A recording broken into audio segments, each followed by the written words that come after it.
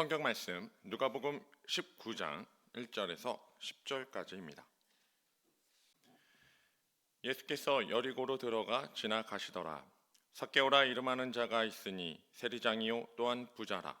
그가 예수께서 어떠한 사람인가 하여 보고자 하되 키가 작고 사람이 많아 할 수 없어 앞으로 달려가서 보기 위하여 돌 무화과 나무에 올라가니 이는 예수께서 그리로 지나가시게 됨이러라. 예수께서 그곳에 이르사 쳐다보시고 이르시되 삭개오야 속히 내려오라. 내가 오늘 내 집에 유하여야 하겠다 하시니 급히 내려와 즐거워하며 영접하거늘 무사람이 보고 수군거려 이르되 저가 죄인의 집에 유하러 들어갔도다 하더라. 삭개오가 서서 주께 여짜오되 주여 보시옵소서, 내 소유의 절반을 가난한 자들에게 주겠사오며 만일 누구의 것을 속여 빼앗은 일이 있으면 내 갑절이나 갚겠나이다. 예수께서 이르시되 오늘 구원이 이 집에 이르렀으니 이 사람도 아브라함의 자손임이로다. 인자가 온 것은 잃어버린 자를 찾아 구원하려 함이니라.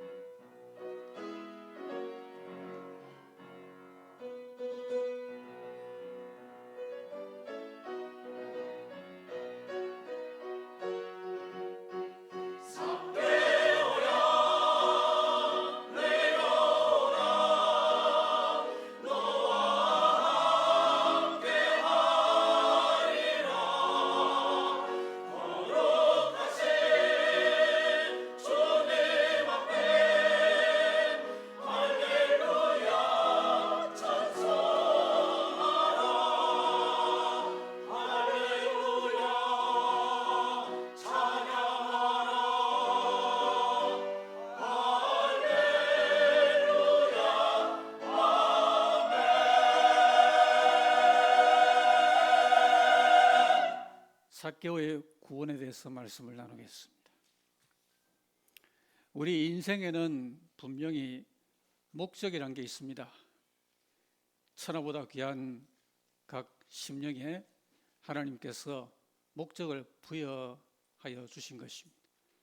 사람들 가운데는 내 인생이니 내가 목적을 세우고 내가 살아간다고 말하는 경우도 있지만 잘못된 것입니다. 사람은 스스로 있는 존재가 아니고 하나님이 지으신 존재이기 때문에 우리를 지으신 하나님께서 우리의 목적을 그분이 알고 계신 것입니다. 그분이 주신 것입니다. 그래서 우리는 오늘 예수님이 이 땅에 오신 목적을 본문에서 말씀해 주었는데 그 가운데서 우리 인생의 목적을 발견을 해야 되는 것입니다. 그것은 바로 잃어버린 자를 찾아서 구원한다는 것입니다. 인자에 온 것은 잃어버린 자를 찾아 구원하러 왔다고 목적을 말씀했기 때문에 당연히 우리 인생의 목적도 구원에 있습니다. 사람이 이 땅에서 아무리 대단한 지위에 오르고 많은 재물을 모은다 하더라도 하나님께서 허락하신 이 구원선에 타지 못하면 무슨 의미가 있겠습니까? 그래서 우리 인생의 목적은 우리의 평생 다가도록 구원의 이 은혜를 누리고 거기서 조금도 실족하지 아니하고 하나님의 그 부름에 잘 응해 나가는 복된 삶을 사는 것입니다. 구원론에 대해서 오늘 중요한 가르침을 본문이 우리에게 주고 있습니다. 잘 아시는 삭개오의 그 구원받은 그 기사입니다. 오늘 이 부분을 크게 두 부분으로 나누면은 하나는 삭개오의 구원이고 또 하나는 구원의 확증입니다. 구원은 우리가 그야말로 죄악의 바다에 빠져 있다가 구제를 받는 것이고요. 구원의 확증은 구원을 받았는데 내가 아직 뭐가 뭔지 잘 몰라요. 그런데 구원하시는 분이 내가 너를 구원했어. 그래서 너는 구원받은 사람이야 라고 확정을 해주시는 그것이 구원의 확증인데요. 오늘 본문은 이 두 부분을 담고 있는 것입니다. 순서상으로 볼 때 구원이 있어야 구원의 확증이 가능합니다. 구원이 없는데 무슨 구원을 확증하겠습니까? 만약 어떤 사람이 어떤 매장에 가서 물건을 산 적이 없는데 그 물건을 산 영수증이 있을 수 없는 것과 같습니다. 그냥 구원의 확신이란 말을 열심히 말하고 다룬다고 해서 그것이 구원이 되는 것도 아닌 것입니다. 구원과 구원의 확신은 연결되는 개념인데 의미는 다릅니다. 축복된 사람은 누굽니까? 하나님으로부터 은혜를 받아서 구원의 선물을 받은 구원의 백성입니다. 그보다 더 축복된 사람은 누구입니까? 구원의 선물을 받고서 그 구원의 사실을 확정하는 은혜까지 받은 신자가 더욱더 복된 성도가 될 것입니다. 자, 우리 먼저 삭개오의 구원을 이 시간에 성경적으로 이해를 해야 되겠습니다. 자, 이 삭개오라는 사람 주님을 만나보려고 마음에 열정과 갈망이 있었어요. 그래서 예수님의 소문을 들었는데 마침 부근을 지나가신다고 하니까 이 예수님을 보다 가까이서 목소리도 좀 더 잘 듣고 그 주님의 모습도 잘 뵈려고 어떠한 분인가 그렇게 보려고 마음에 갈망을 가졌습니다. 근데 문제는 두 가지가 있었는데 하나는 키가 작아요. 그리고 또 한 가지는 사람들이 군중이 너무 많아요. 일단 주님을 뵙는데 장애 요인입니다. 여러분, 우리의 어떤 장애 요인 그 자체가 결코 장애가 아닙니다. 우리가 하나님을 살아가면 모든 게 합력의 선을 이루기 때문에 장애조차도 우리에게 의뢰가 되는 겁니다. 내가 믿음으로 돌파를 못하면 장애가 되고요. 아이고, 나에게 믿음 생활에 어려움이 많다. 나는 도저히 잘 믿어 나갈 수 없겠구나. 이렇게 마음먹으면 그것이 진짜 장애가 되는 것입니다. 그래서 삭개오는 결심했습니다. 내가 앞으로 달려가야겠다. 힘써 뜀박질을 해서 달려서 그리고는 나무에 올라갑니다. 오늘 우리 성경은 돌무화과 나무라고 되어 있죠. 근데 옛날 우리 번역에서는 뽕나무라고 그렇게 되어 있었습니다. 어쨌든 뽕나무 위에 올라갔어요. 여기서 주님과 삭개오의 시선이 만납니다.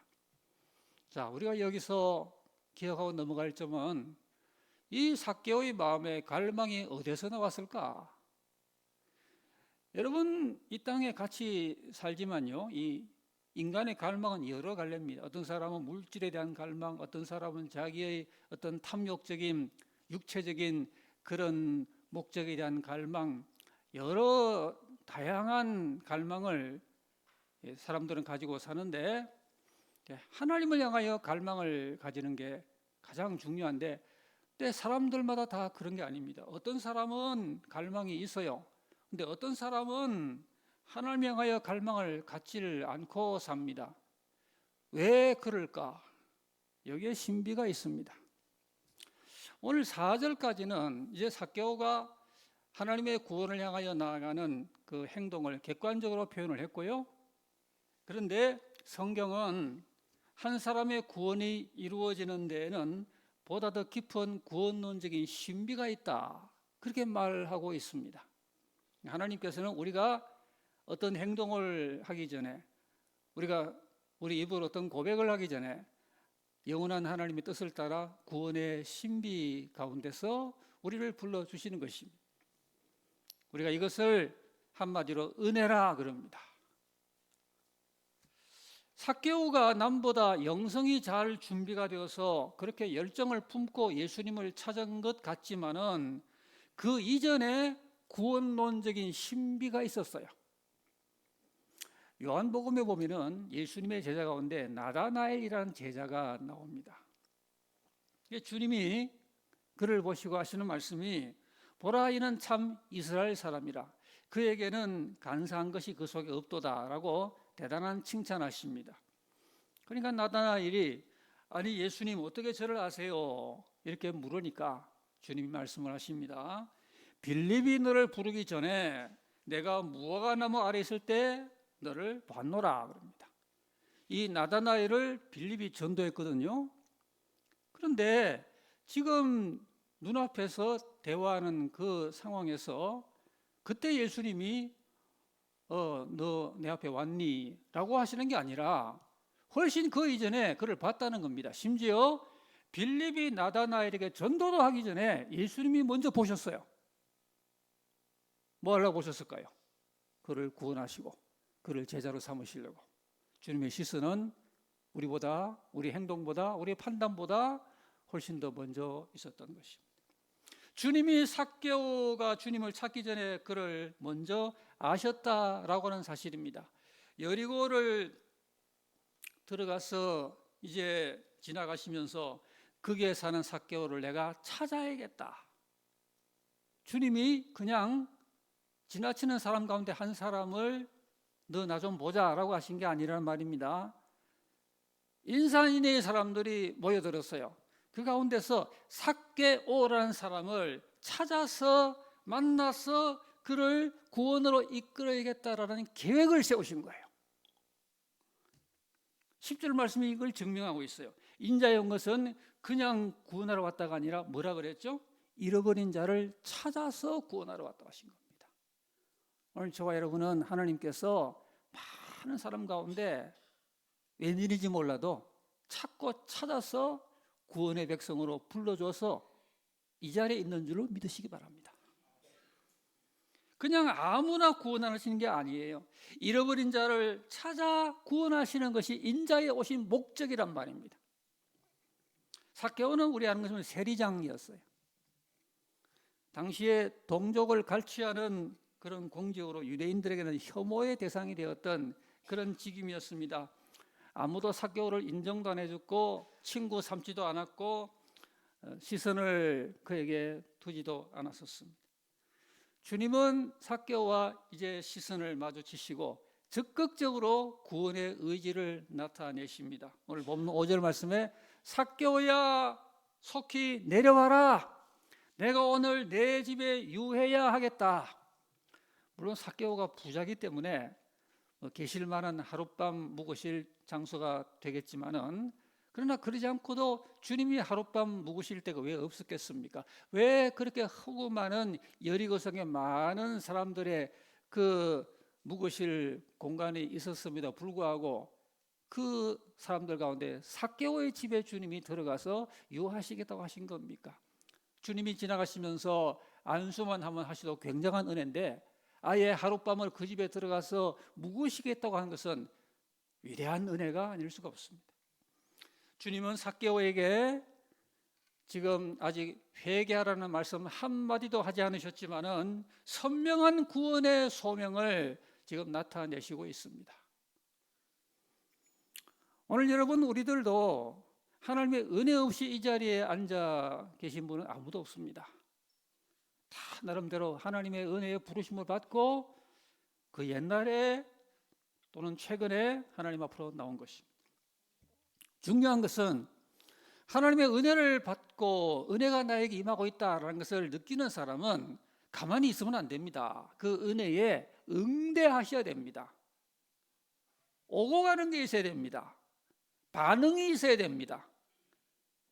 하나님 나를 사랑하신다고 노래는 부르고 그렇게 하면서 하나님의 그 사랑에 대하여 나의 어떤 최소한의 대응이 없다면, 반응이 없다면 그 은혜가 헛되지 않겠습니까? 그래서 성경에 하나님의 은혜를 헛되이 받지 말라 그랬습니다.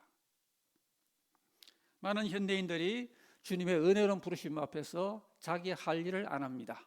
합당한 대응을 하지 않습니다. 은혜는 반응이 필요합니다. 오늘 주님의 부르심과 주님의 택하심을 굳게 하는 신앙 고백이 필요합니다.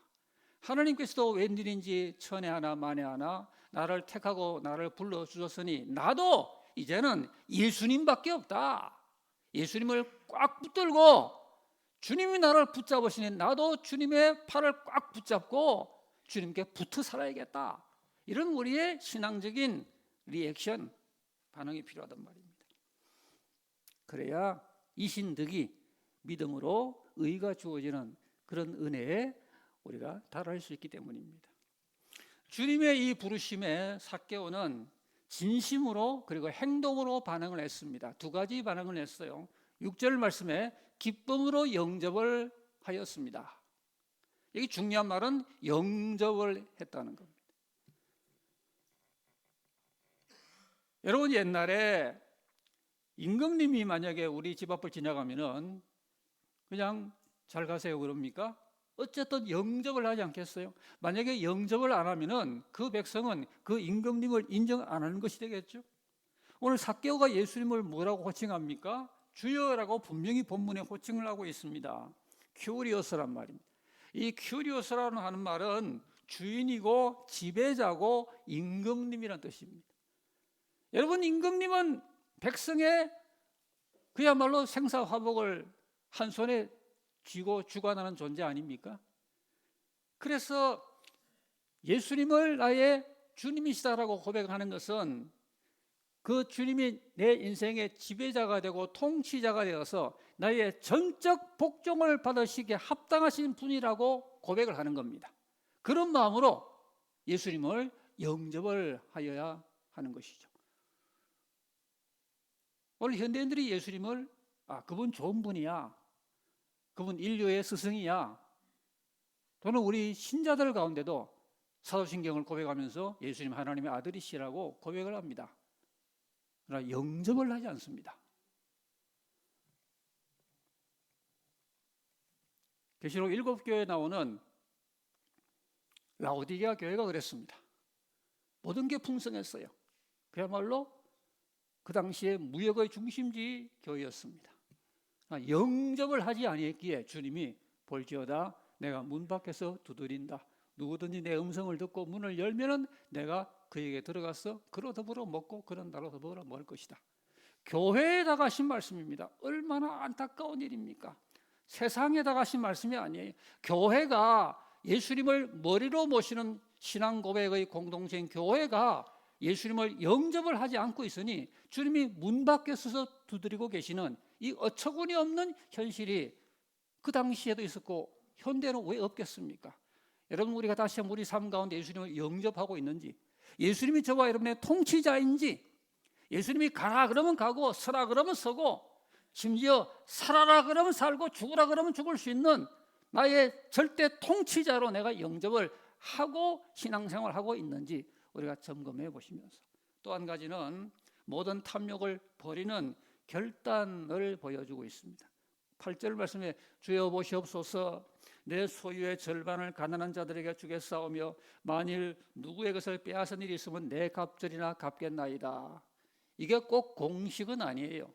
하나님 앞에 자기의 물질을 꼭 이렇게 산술적으로 해야 된다라는 그런 스탠다드로 주신 건 아니고요. 중요한 것은 더 이상 물질이 자기 주인이 아니라는 겁니다. 이전에는 자기 동족이 삭개오 자기를 두고 뭐라 하든 안면 몰수하고 돈만 벌려고 했어요. 무슨 말입니까? 돈에게 노예가 되었었다 그 말이죠. 이제 주님을 만난 순간에 어떤 변화가 왔어요. 주인이 이제 바뀌었어요. 그래서 이제는 물질이 아니라 예수님, 주님이 나의 주인으로서 예수님 외에는 내가 모든 지금까지 탐욕을 가졌던 것을 전부 내려놓겠습니다라고 하는 그런 행동적인 열매가 뒤따르는 회개의 열매였습니다. 여러분, 이 두 가지를 우리가 점검해 보시면서 나는 예수님을 믿는다고 사도신경을 고백하지만 예수님을 정말 영접해서 올 한 해 11달을 예수님께 통치를 받으며 전적으로 복종하며 그렇게 살아왔는가? 두 번째로, 나는 예수님 말고는 아무것도 탐욕을 품지 않는 주님만이 나의 최고봉이 되시는 그런 신앙의 고백 가운데 성결하게 성도의 길을 걸어왔던가? 우리 두 가지를 생각해 보시면서 주님의 이 은혜 우리가 늘 복되게 응대하시기를 바랍니다. 삭개오의 구원이 주님의 은혜 가운데 베풀어졌고요. 이제 중요한 한 가지는 구원의 확증입니다. 우리가 이 삭개오의 구원 기사를 읽을 때 간과하기 쉬운 대목이 이겁니다. 주님께서 삭개오의 그 구원을 확증까지 해 주셨다고 하는 이 놀라운 은혜입니다. 자, 우리가 여기서 이 세 가지를 잘 개념 정리를 하며 신앙생활할 필요가 있는데, 구원, 그다음에 구원 확정, 그다음에 구원 확신, 이 세 가지는 비슷한 말 같은데요, 개념이 좀 다릅니다. 자, 주체가 사람이 아니라 하나님이세요. 우선 구원은 당연히 하나님 하시는 겁니다. 전도자가 구원시키는 거 아니에요? 목사가 구원시키는 것도 아니에요? 먼저 믿는 부모가 자기 자식을 구원시키는 거 아니에요? 시편 3편 8절에 구원은 여호와께 있사오니 그랬습니다. 우리 살고 죽는 거, 흥망성쇠, 천국 지옥 전부 예수님이 결정하십니다. 구원은 주님이 우리에게 베풀어주는 선물인 것입니다. 구원의 확신도 마찬가지고 구원의 확정도 그런 것입니다. 구원의 확정은 구원받은 자기 백성의 구원을 예수님이 확정하여 주시는 건데요, 오늘 본문의 삭개오에게 주님이 그리하고 계시고, 로마서 8장 16절은 성령이 친히 우리 영으로 말미암아 우리가 하나님의 자녀인 것을 증언하신다 그랬습니다. 나 구원 확신해요, 나 구원받았어요, 이게 내가 내 자신의 논리로 막 주장하는 게 아니라 성령께서 우리 안에서 우리 영과 더불어 성령과 우리 영이 서로 교통하는 가운데 우리가 하나님의 자녀인 것을 그분이 증언하신다는 거예요. 너 죄사함 받았어, 너 구원받은 자녀야, 그러니까 너는 세상처럼 살지 마, 너도 아브라함 자손이야, 오늘 구원이 이 집에 이르렀어 라고 삭개오에게처럼 성령께서 우리에게 확증해 주실 때, 그때 우리의 마음에 생기는 감정이 구원의 확신입니다. 구원은 그분이, 구원의 확증도 그분이 이 은혜를 받고 마음에 충만하여 기쁨으로 하나님 앞 반응하게 되면 그 구원의 확신은 우리가 확신을 하게 되는 것이죠. 구원의 확신이 없다고 구원받지 못하는 것은 그건 아닙니다.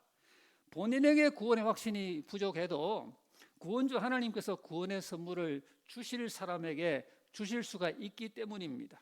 그러나 중요한 것은 자기의 구원을 확신하며 신앙생활하는 것은 더없이 필요하고 중요한 것입니다. 어떤 집에 어떤 아이가 입양을 했는데 그 입양한 아이가 아직도 뭐가 뭔지 모르고 이 집이 누구 집이지 이러고 있다면 얼마나 그 안타깝겠습니까? 아, 내가 정처 없이 있다가 이 집에 입양이 되어서 이제 이 집에 이분은 내 입양한 아버지고 저분은 내 입양한 어머니야. 나는 저분들의 자녀가 돼서 이렇게 그 분명한 국적을 그 가정의 적을 이렇게 마음에 확정하게 되면은 그게 얼마나 차이가 있겠습니까? 오늘 신앙생활 하는 분들 가운데 구원의 확신을 잃어버리고 때로는 원수 마귀에게 빼앗겨버리고 그렇게 약하게 아주 애매하게 희미하게 연약하게 그렇게 사는 분들이 의외로 적지 않습니다. 하나님은 우리가 구원을 받은 다음에 구원의 확정을 입고 구원을 확신하며 지난주에 생각했던 하박국처럼 그렇게 구원의 하나님을 인하여 기뻐하고 즐거워한다는 이런 담대한 고백으로 살기를 원하시지, 구원에 대해서 오리무중이고 내 구원에 대하여 무관심하고 그로 인하여 기쁨도 없고 기도를 해도 기도에 힘도 없고 하나님께 기도해도 의심만 자꾸 들고 내 기도가 하나님께 응답된다는 마음에 자신도 안 생기고 예배를 들어도 예배가 상달된다는 확신도 없고 이러면 곤란하겠죠. 그래서 오늘 저와 여러분이 구원의 확신을 갖고 산다는 것은 너무도 기묘하고 중요한 것입니다. 믿는 사람의 특권이고 기업인 것입니다. 여러분, 구원의 확신은 사람에게 배우는 거 아닙니다. 하나님의 구원 확정을 통해서 하나님이 우리에게 허락하시는 그 구원의 확신이 참된 성경적인 구원의 확신이며 확정인 것입니다. 자, 우리 구원의 확신은 어디에서 시작이 되는 거 아니? 예수님의 확신에서 나오는 것입니다. 왜냐하면 요한복음 6장에 주님이 이렇게 말씀했어요. 나를 보내신 이의 뜻은 내게 주신 자 가운데 한 명도 잃어버리지 아니하고 마지막 날에 다시 살리는 그것이다 그랬습니다. 하나님께서 자기 아들 예수님에게 주신 영혼들이 있어요.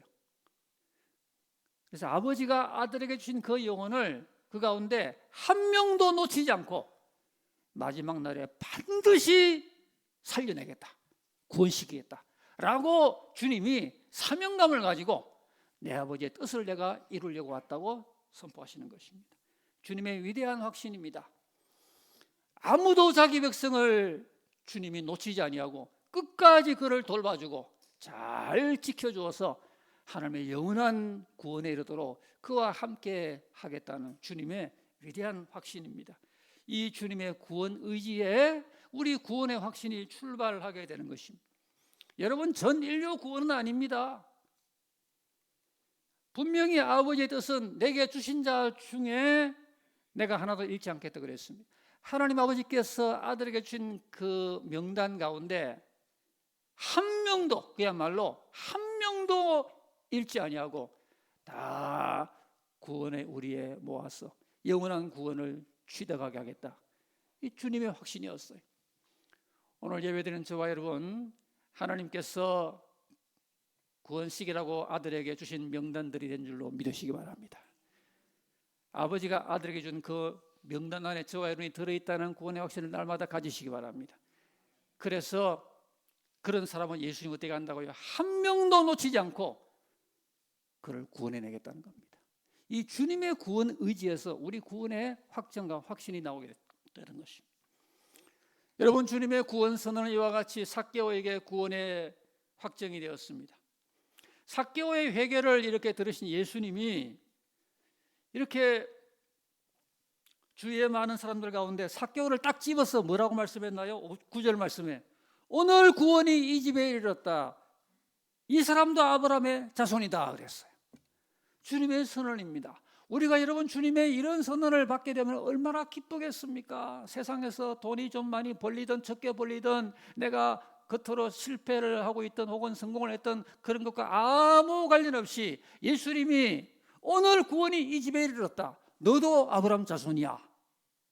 이런 주님의 선언을 우리가 듣게 되면 이보다 더한 구원의 선명한 확정이 어디 있겠습니까?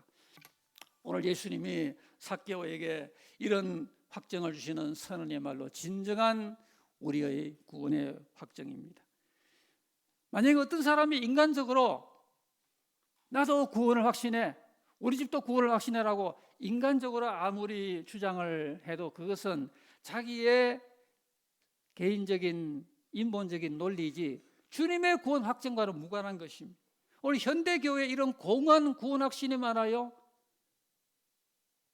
성경 구절에 이렇게 되어 있으니 주일학교 반 아이에 너 구원받은 줄 알아? 아니 자기가 하나님입니까? 수십 년 믿은 부모가 이제 자기 자녀에게 너 구원을 받은 줄 알아? 구원의 확신이 필요하다는 것을 교육하는 건 필요하지만 그러나 구원을 확정하게 하는 분은 하늘과 땅에 예수님밖에 없습니다. 아니 우리 구원을 누가 알아요? 예수님의 누가 알아요? 그래 예수님이 너 아브라함 자손이야 라고 해야 그게 정확한 거지. 주일학교 선생님이 목사가 성도님 구원받았어요, 있을 수 없는 이야기인 것입니다. 그래서 우리가 하나님께 초점을 맞추고 하나님으로부터 구원의 선언을 우리의 영적인 귀로 듣는 게 그렇게 중요한 것입니다. 오늘 이후로 하나님께서 우리에게 모든 세례교인들에게 너도 아브라함 자손이라고 너희 집에 오늘 구원이 이뤘다고 하는 이 음성을 다 밝히 듣게 되시기를 축복합니다. 진정한 구원 확신의 길은 예수님으로부터 구원의 은혜를 먼저 받고요, 그리고 그 구원의 사실을 확정해 주시는 은혜까지 받는 겁니다. 우리가 이를 위해서 구원의 확신이 늘 뜨겁도록 지켜나가는 게 중요합니다. 구원의 확신을 가지고 있더라도요, 은혜 떨어지면은 구원의 확신이 흔들리고 약해질 수 있는 거예요. 그래서 우리는 날마다 구원이 내 마음에 불붙어서 충만해서, 여러분 내가 하나님의 자녀라는 게 선명해서 그런 사람이 하는 기도에 무슨 의심이 있겠어요? 그럼 구하라 주실 것이요, 찾으면 찾고 두드리면 열린다는 뜨거운 기도의 확신이 생기는 이유도 내 이름이 하늘에 기록되었다는 구원의 확증을 받은 사람에게 가능한 거 아니겠습니까? 그동안 우리의 믿음이 그렇게 흔들리고 때로 실족하고 많은 실패를 경험하고, 성경은 분명히 영혼이 잘됨 같이 범사가 잘되고 강건하기를 원한다 그랬는데 그렇지 아니한 우리의 과거의 삶을 살았더라면 먼저 거슬러 가서 구원의 확정 문제부터 다시 점검해 볼 필요가 있는 것입니다. 그 대단했던 다윗 왕도요, 이렇게 말했습니다. 나를 주 앞에서 쫓아내지 마시고 주의 성령을 내게서 거두지 마세요. 주의 구원의 즐거움을 내게 회복시켜 주세요. 그랬습니다. 그렇게 주옥 같은 시편을 기록한 다윗인데도요, 죄를 한번 딱 지으니까 그냥 신앙이 다 망가지는 거예요. 하나님 앞에서 쫓겨날까 두려움이 생기는 거예요. 그렇게 하나님과 가까이에서 여호와 하나님을 송축하며 주님과 영으로 교통했던 그 다윗이 죄를 짓고 나니까 그 구원의 확신이 온데간데 없고, 제발 여호와 하나님이여 나를 주님 앞에 쫓아내지 말아주세요, 주의 성령을 내게 거두지 말아주세요, 이렇게 기도할 수밖에 없는 처지가 되었다는 겁니다. 어제 잘 믿었다고, 지금까지 내가 구원의 확신이 있다고 방심하다가 천길 만길 낭떠러져 떨어지는 겁니다. 구원의 확신에 불을 붙이는 의무는 저와 여러분 자신에게 있습니다. 뜨겁게 믿으시고 구원을 확증받으시고 구원의 감사와 즐거움이 하박국처럼 주님의 날까지 충만하게 불붙어 오르게 되시기를 예수님 이름으로 기원합니다.